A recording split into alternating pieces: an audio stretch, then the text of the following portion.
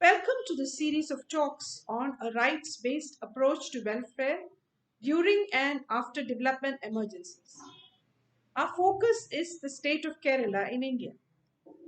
My name is J. Devika and I'm from the Center for Development Studies in Trivandrum. This series is coordinated by the Research Unit on Local Self-Government at the Center for Development Studies. The inspiration for this series of talks comes from the insight that the provisioning of goods and services, however efficient, does not add up necessarily to a vision of development that values democracy. The rights-based approach takes democracy very seriously. It makes it important to move from a vision of society that views individuals as passive beneficiaries of welfare to one that treats citizens as active subjects of welfare who participate not only in welfare provisioning but also in decisions about what counts as welfare and what groups deserve welfare to what extent. I would like to quote here um, a leading figure in the right to food movement, and he uh, defines a rights based approach in these terms. I'm quoting: a rights based approach means, foremost, to talk about the relationship between a state and its citizens. That is to say, uh, having a right to something is not just having enough of it. It means possessing a social guarantee that enables even the poorest, the most marginal sections to define their needs and to make demands upon the state. Now, why is this important in Kerala? Now, many people believe that Kerala uh, has no more need of such a vision, that we have transcended such a need. Well, that may be appear to be true if you just count the successes.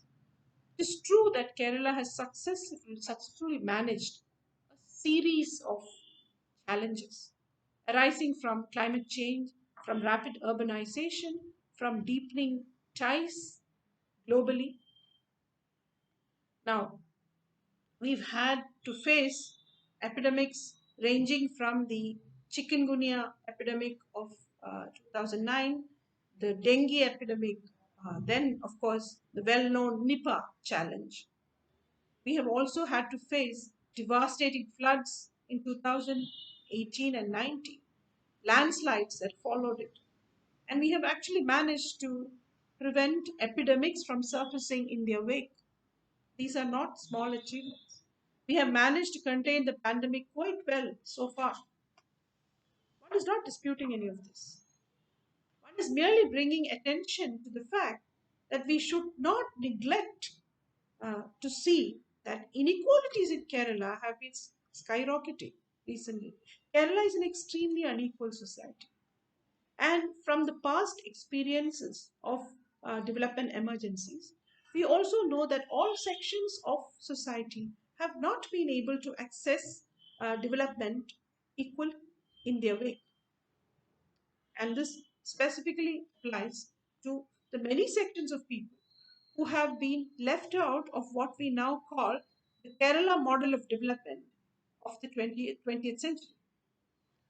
These include Kerala's ecosystem peoples, Adivasis, fisherfolk, Dalits, and also sections of women, sex workers, who the queer people, transgender people, and so on.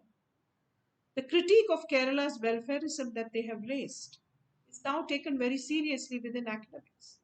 It is time, however, for policymakers and political authorities to lend an ear to these voices. We have to remember that these people have not been silent. The radical civil society of Kerala, which began to take shape from around the 1980s, has seen many such articulations.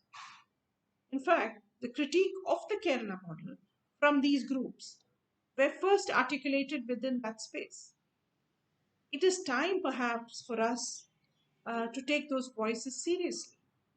We need a welfare policy that is capable of getting past the barriers erected by rising social and economic inequalities in Kerala. Then these voices must be listened to. And the rights-based approach offers us precisely such an opportunity to open up a desperately needed conversation on welfare and who deserves welfare the most and in what terms. It may also be worth mentioning that a text that has been central in transforming our understanding of development, Amartya Sen's book, Development as Freedom, was also discussed most actively in Kerala in the first decade of the new millennium. Sen, as we all know, conceives of development as not separate from rights. In fact, he sees them as two aspects of the same dynamic. His famous definition of development as the expansion of substantive human capacities is something that has inspired all of us. And to quote him again from another part of the book, he calls it the capacity to lead the kind of life he or she has reason to value. This is on page 87. He also insists that this freedom is limited, I quote again, by poverty as well as tyranny, poor economic opportunities as well as systematic social deprivation, neglect of public facilities as well as intolerance or overactivity of repressive states. This is right at the beginning of the book. Now, it may be a coincidence that this discussion of the Senian framework happened among academic and policy circles around development in Kerala in the first decade of the century, which was also the time in which the radical civil society was making a presence, a strong presence, with a critique of the Kerala model. Now, we saw the most important tribal Dalit struggles for land, etc., happened in the first decade of the new millennium. Now, I would call this the second wave of public action in Kerala. And what was characteristic of this wave was that it, even more vociferously than the first wave, raised the question of freedom and dignity being as important as that of resources and placed it at the very heart of the demand for development. Now, if that is to be taken seriously, I think a rights based approach is very necessary. Now, if you look at the public discourse in Kerala on development policy, active right now in the wake of the pandemic, one is forced to say that it does not rise up to this challenge.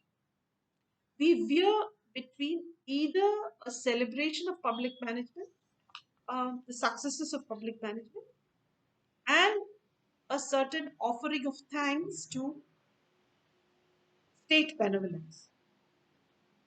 Now, for example, local self governments are projected either as efficient instruments of public management or as sites of the overflow of state benevolence. We seem to have forgotten that these were thought about as institutions of a robust local democracy, sites in which citizens could actively intervene.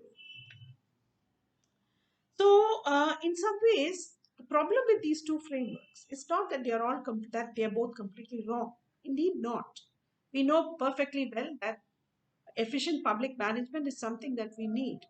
We also know that state benevolence is not always necessarily bad. But the problem with both is that they have no real need for an active citizen. Public management can happen perfectly well with a pliant individual who is just a beneficiary. State benevolence does not require active demand from the side of a citizen. They don't benefit development as democracy. Only a rights-based approach can take a citizen seriously, and in that sense, provide us with a framework of welfare that takes us beyond existing barriers of inequality. So, in short, in this series, we raise the question of how we may, this is a broad question, of course, how we may imagine people's planning as if people would be taken seriously. Can we think of a people's planning that takes people seriously? Can we think of a framework that will not be reduced to either merely planning for the people or planning the people? Thank you very much.